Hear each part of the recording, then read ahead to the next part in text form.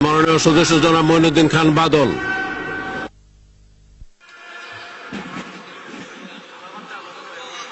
মাননীয় স্পিকার,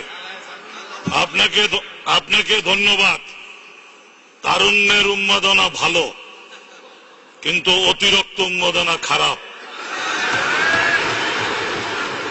যারা বক্তব্য রাখে তারা অনেকে ভুলে যান আমরা অনেকে এখানে বেঁচে আছি যারা জিয়াউর রহমানের সাথে একসাথে লড়াই করেছি। মাননীয় স্পিকার, এই সংসদে পয়েন্টটা যাতে কারেক্টলি থাকে সেজন্য বলছি, ব্যক্তি হিসাবে আমি প্রথম ব্যক্তি মেজর জিয়াউর রহমানকে 1971-এর 26শে মার্চ বোয়ালখালীর পার্টিতে রিসিভ করেছি এবং সারা দিন আমি জিয়াউর রহমান সাহেবের সাথে ছিলাম। প্রমাণ চান, এই সংসদের কাছে বলছি, you have to call colonel Oli, you have to call lieutenant general Mir Shawkat Ali, যারা আমরা একসাথে ছিলাম। আমি বরঞ্চ সংসদে প্রস্তাব দিচ্ছি, এই বাদানুবাদের দরকার নাই। যারা ওই মুহূর্তে ওই এলাকায় জীবিত ছিল, lieutenant general Mir Shawkat Ali, colonel Oli, Awami League নেতৃবৃন্দ, আমরাও যারা ছিলাম, সবাই একসাথে একত্রিত হতে পারি। তখনই কিন্তু আলোচনা হবে ড্রামের উপরে দাঁড়িয়ে স্বাধীনতা হয়েছে না ড্রামের নিচে দাঁড়িয়ে স্বাধীনতা হয়েছে।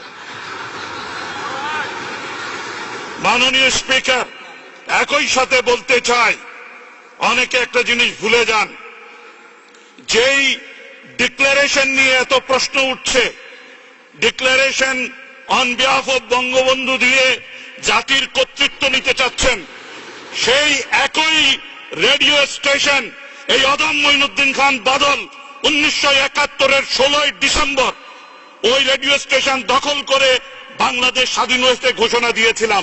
এজন্য আমি জাতির চাচা হয়ে যেতে পারি না। এইখানে অনেকে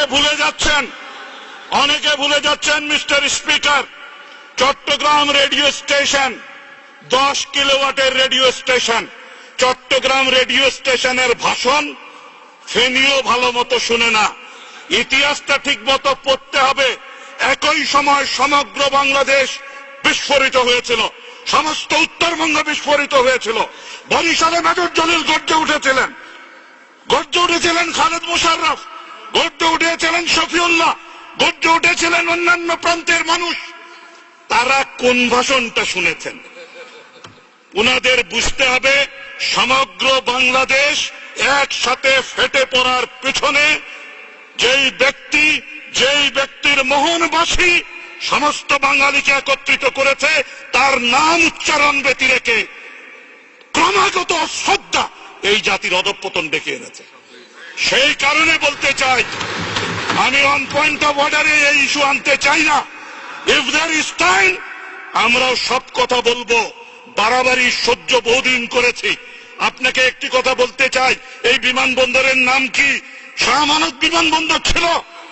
26 তারিখ ঘোষণা করেছে হান্নান সাহেব, তার নামটা ছিল। সেই নামটা যেদিন মুছে ফেলেছে, সেদিন কারো কি বিবেচনা ছিল না যে আপনি একজন মুক্তিযোদ্ধার নাম মুছে ফেলছেন, একজন দরবেশের নাম নিয়ে আসছেন যাতে বিতর্ক করা না যায়? সেই কারণে বলছি, থুতু এমন ভাবে নিক্ষেপ করবেন না যেই থুতু গায়ে এসে পড়ে। Let us cool down our head. আমি সংসদে প্রস্তাব করছি, 26শে মার্চের এই বিষয়টি নিয়ে খোলামেলা আলোচনা হোক। কারণ 26শে মার্চের প্রাণীগুলো এখনো জীবিত, নায়করা এখনো জীবিত। মারা গেলে তো দেখা যায় এখানে অন্যরকম কথা চলে আসবে।